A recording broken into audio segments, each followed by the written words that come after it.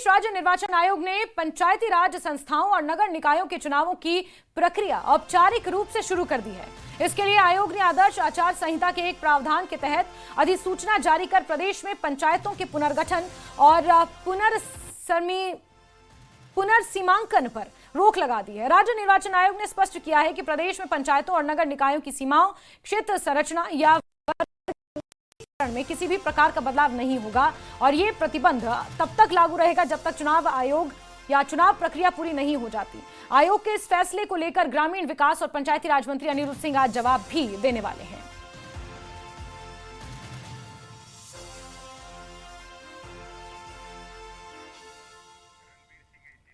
रणबीर हमारे सहयोगी ज्यादा जानकारियों के साथ इसी खबर पर जुड़े हुए हैं। रणबीर, जरा विस्तार से बताएंगे पंचायती राज चुनाव को लेकर, उससे ठीक पहले ये जो तमाम चीजें हो रही हैं।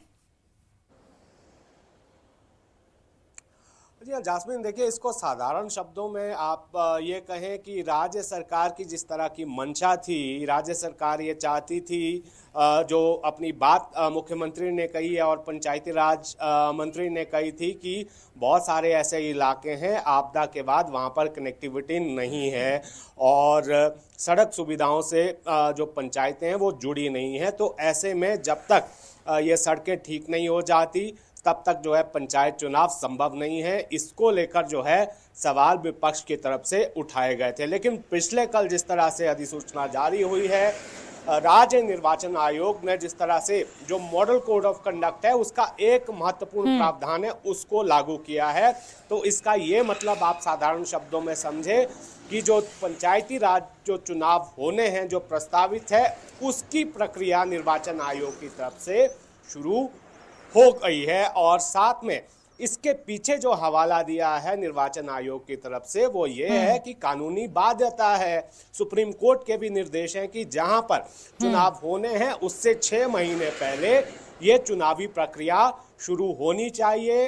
और इसमें टकराव जिस तरह से पहले देखने को मिल रहा था, तो अब तिथियों को लेकर जो है टकराव अब फिर से हो सकता है।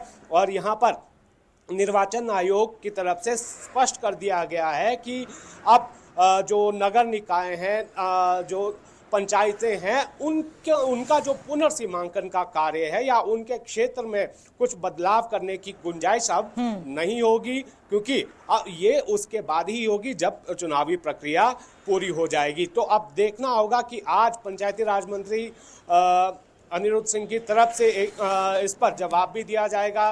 जानकारी ये है कि दोपहर 12:30 बजे के बाद वो अपना जवाब इस मामले में देंगे और देखना होगा कि ये टकराव और आगे बढ़ेगा या नहीं, क्योंकि निर्वाचन आयोग का कहना है कि जो पंचायतें हैं 3577 उनका जो कार्यकाल है वो 31 जनवरी को खत्म हो रहा है और जो नगर निकाय है उनमें से कुछ का जो है 18 जनवरी को और जो नगर निगम है वो अप्रैल 2026 में उनका कार्यकाल खत्म हो रहा है। तो ऐसे में कानूनी बाध्यता है निर्वाचन आयोग के समक्ष कि वो अपनी प्रक्रिया शुरू करेगा। अब देखना होगा कि राज्य सरकार की तरफ से क्या कुछ कहा जाएगा, बातचीत इसमें होगी क्या निर्वाचन आयोग के साथ।